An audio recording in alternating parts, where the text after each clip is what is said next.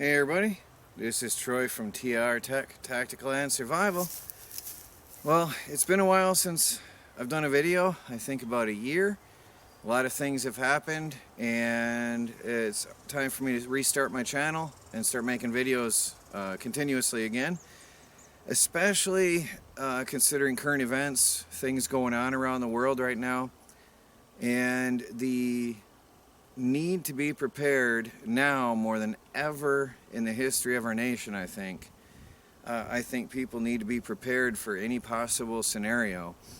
There are shelves on the stores are bare. Top name stores, I won't mention any specifics right now, but you find section of the shelves are bare. Actually, huge strips of shelves are bare now. I'll probably do a video on that another time. We have various health issues going on around the world.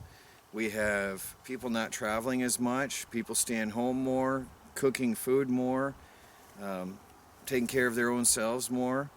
We have rising prices of almost every single thing. If I get a chance, I think we started using the products, but we purchased something that we buy all the time, a package of meat, literally doubled from the one time we bought it to the next time we bought it. Literally doubled in price, from $20 for the same package to $40 for that same package in the exact same store. On sale. Paper towels have gone anemic. The size of the paper towel roll, the dollar roll, used to be a thinner roll with thinner paper, but now the single roll is $2 and even thinner. And I'd like to show you that if I get a chance the next time we go shopping, which is more rare now, so it'll be harder for me to get those shopping videos, but I think they're important for you to see. A roll of toilet paper, I think used to be about 50 cents a roll, and that's literally doubled in this main store where we shop sometimes. You can't find a roll for under 89, 90, 95, 99 cents a roll. It used to be about 40 to 50 cents, and now it's literally double that, even in the bulk packs. You can find deals, but in general the prices are rising. The paper towels, as I was saying, are now averaging $2 a roll in this same big store, big name store. So we're seeing gas prices rising, and there's going to be scarcity as the prices continue to rise, and the suppliers, the stores are not providing, stocking up like they used to. The supply chain is broke. I'm trying to combine 2 points at once. Let me get back to that one. But let's say, for example, I went to buy a socket in a local hardware store, and there was one socket in the whole entire store. And I'm just picking one product out of many. But the number of products stocked in a store is reduced, tremendously reduced from 2 years ago.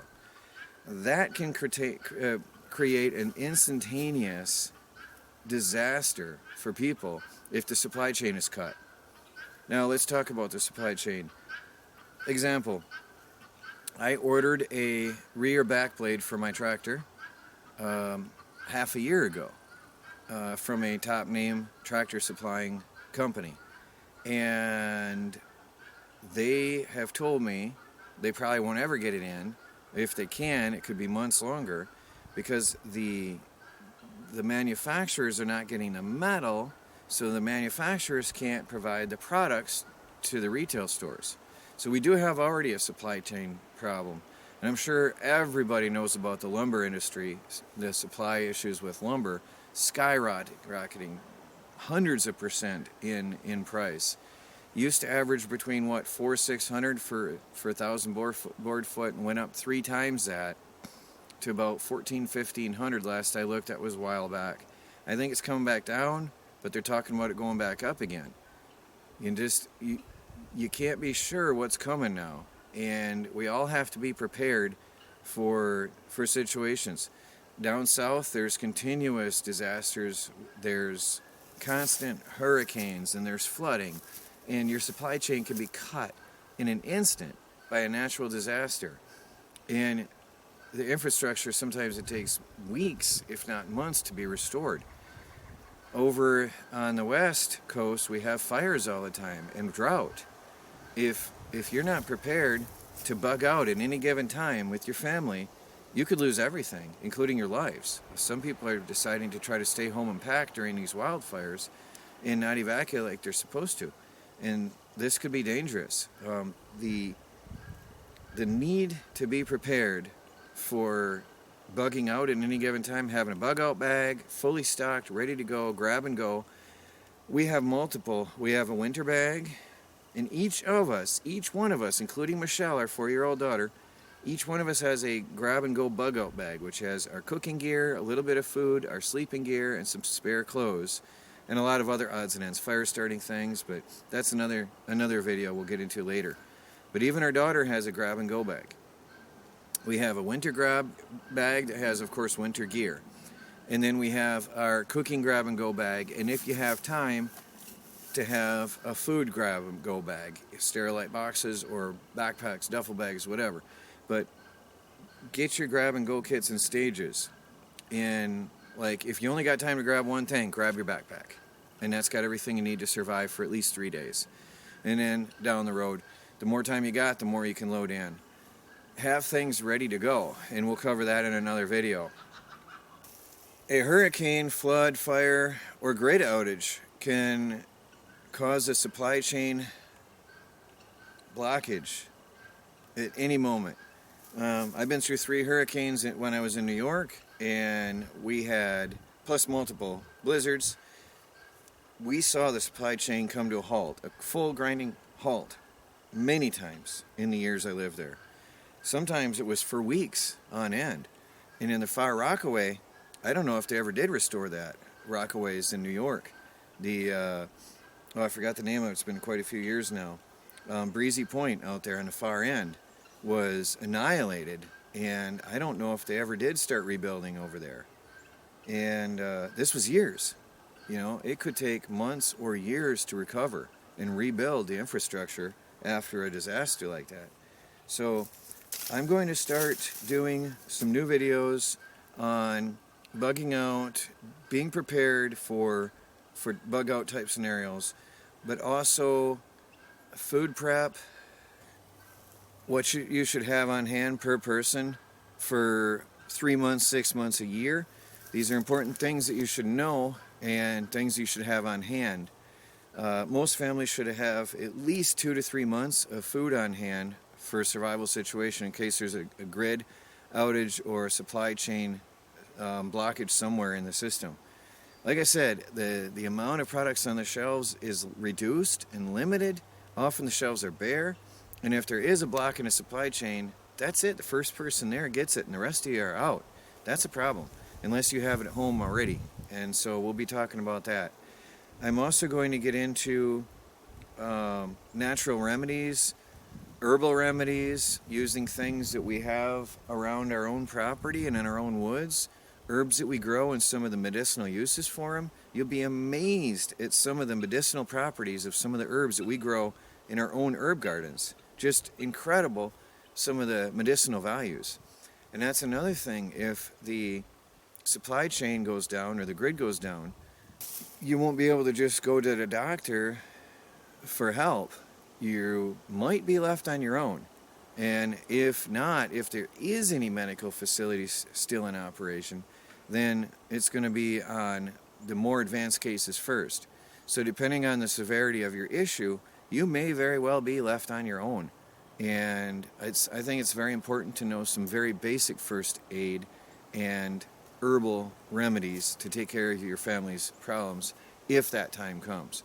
In normal times, the medical facilities are there for us, and it's great to have. But if there is a breakdown, then you need to know how to take care of yourself.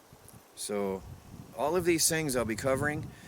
I got some very unique food type things planned. We're going to go over some different types of animal feed that you may never have considered before that are perfectly good for human consumption. Once you get over the mental idea of it and the gag reflex of the idea that this is sold as animal feed, you're eating just grain that you have no problem buying. Like if you buy a loaf of bread off the shelf, there's no difference in what's in it in some of these grains that I'll be showing you. And we'll cover ways to prepare that. And I'm also going to get into the soap making videos on my main channel again, but I might touch on that here as well, because sanitation is an important thing, especially in a grid down scenario. And if you know how to put together your own soap using things you find in nature, then you're a step ahead of most of the people in society once all that runs out. But hey, if you can find cheap soap, buy a couple cases of it and you'll be good for a few years. But even then, eventually it might run out, and these things are good to know. And once the time comes and the grid is down, you won't be able to just run to the internet to get this information. Once the grid is down, it's gone. They're talking about major sun activity that could blow out the grid for weeks or months, the power grid and the internet. And these are things people should start taking note of and being prepared. Possible power outages, possible internet outages, supply chain problems, natural disasters. There's a lot of things, also rising inflation prices, lack of availability of products. And I hate to get into, I don't know how to say it, I don't want to get involved in politics, but if the government taxes corporations more, then they're going to pass that on to the consumer, then the prices will go up. So these are things you should take into consideration now while you still can. Anyway, I'm going to start making more videos here. Please do stay tuned. If you haven't hit the notification icon, often that gets kicked off. Hit that again just to be sure. Get notifications when I upload videos. And please do like this video. Leave a comment below. Tell me your thoughts. And if you've got an idea, please do share it. This is Troy from TR Tech Tactical and Survival. I'm back.